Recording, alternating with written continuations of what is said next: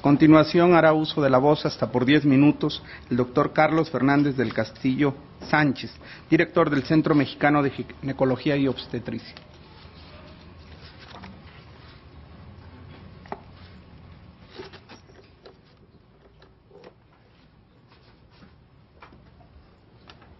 Señor presidente, señoras y señores ministros, agradezco muchísimo la oportunidad de que se nos permita expresar nuestros puntos de vista sobre este tema tan controversial. Como todos sabemos, cada individuo de la especie humana comienza a existir a partir de una sola célula hasta alcanzar unos 4.000 millones de células, 4 billones de células, con el mismo código genético que conforma los tejidos sólidos del cuerpo humano, además de los miles de millones de células sanguíneas en la edad adulta.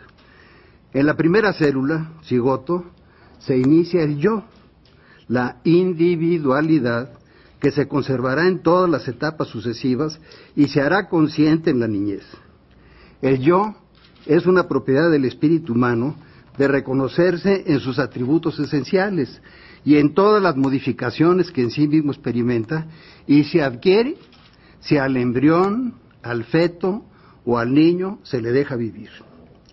De acuerdo a la ciencia médica en sus ramas de embriología y de ginecobstetricia, al ser humano se le conoce con el nombre de embrión hasta la 7ª semana de su vida y a partir de la 8ª semana de su existencia, cuando ya se distinguen la cabeza, el tronco y las extremidades, cambia su nombre de embrión al nombre de feto hasta la salida del cuerpo de su madre, aunque la Ley General de Salud considera que es feto a partir de la 13ª semana. Después se llamará recién nacido. En esa secuencia, a partir de una sola célula, es un nuevo individuo humano que dentro de un sistema biológico propio, coordinado, continuo y gradual, de ser cigoto irá creciendo y su organismo se irá reprogramando a medida que la formación de sus órganos biológicamente lo va solicitando y como toda vida regula sus propios procesos internos. Desde la fecundación, cada célula actúa en interacción con las demás células en una realidad del carácter único del nuevo ser humano. El embrión es una persona que irá desarrollándose poco a poco durante un proceso que dura cerca de 800 semanas, entre 15 y 20 años, de los cuales solo sus primeras 40 semanas las pasa dentro del útero materno. Individuo es cada ser organizado respecto de la especie a la que pertenece. El diccionario de la Real Academia Española establece que persona es un individuo de la especie humana. Por lo tanto, es un ser capaz de derechos y obligaciones jurídicas. Persona es la expresión de la vida humana que desde una sola célula estará en crecimiento, transformación y cambio durante 15 a 20 años. Es un grave error que algunos afirmen que un embrión o un feto no sea una persona. Esos son argumentos reduccionistas que llegan al absurdo con fines que buscan intereses económicos de manipulación y permisivismo para dar gusto a ciertas organizaciones internacionales que tienen en México puesta su mira. A los que afirman eso, les propongo que tomen una criatura que acaba de nacer y que ya se tiene aquí a la vista de todos. Yo les pregunto, ¿esa criatura es persona? La respuesta de todos será afirmativa. Todos responderán que sí, es una persona. Ahora yo los invito a que llevemos esa misma persona en sentido inverso. Hace unas horas, antes de que se iniciara el parto, estando en el útero de su madre, ¿era una persona? La respuesta de todos será que sí, es una persona dentro de su madre. Y así nos iremos hacia atrás, día con día, semana tras semana, mes tras mes, hasta que lleguemos, por ejemplo, a la semana 20, la 18, la 16. ¿Acaso por haber llegado a la semana 11 ya dejó de ser persona? Por supuesto que no. Es el mismo individuo de la especie humana. El origen de su vida se remonta al cigoto y ahora, después de 9 meses, ya está aquí con nosotros. ¿Hay alguna diferencia en el niño intrauterino de 11 y 12 semanas? ¿Es un ser diferente? La respuesta obviamente es no. Desde el punto de vista humano, ¿vale menos un niño de 11 semanas de vida intrauterina que ese mismo niño de 12 semanas o más? Indiscutiblemente que no.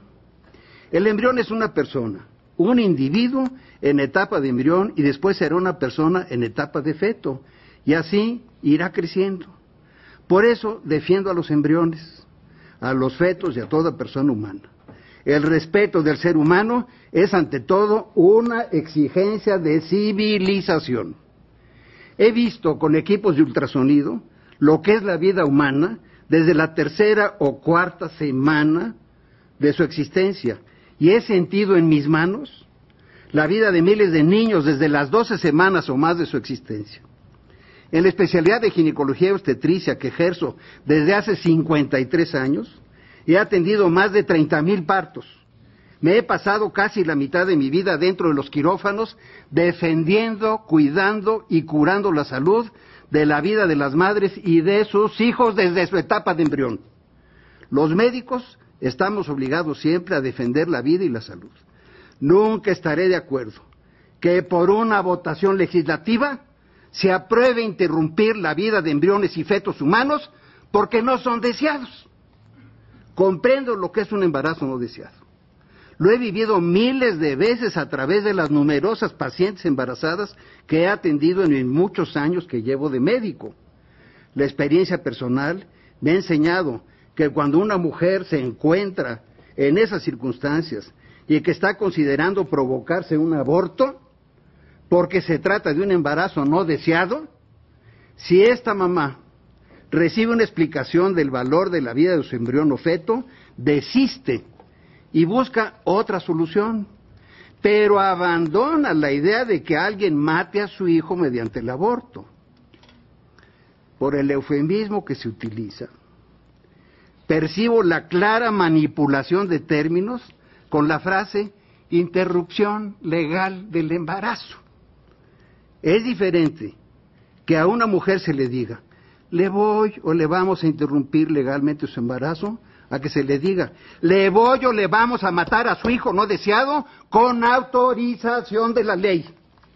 Lo mismo ocurre con las instituciones y en última instancia con el cirujano, que dice, voy a interrumpir legalmente un embarazo o voy a hacer un legrado, a que diga, por ser indeseable, con autorización de la ley, voy a matar a un embrión o a un feto de menos de 12 semanas.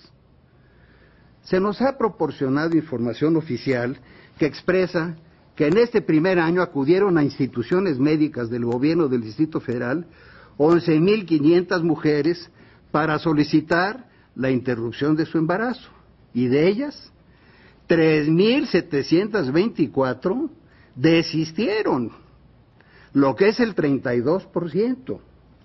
Sin embargo, dicen que les hicieron el aborto a 7,776 mujeres y solo 31 casos tuvieron complicaciones que se superaron y lamentablemente reportan la muerte de una jovencita porque el cirujano no respetó el protocolo.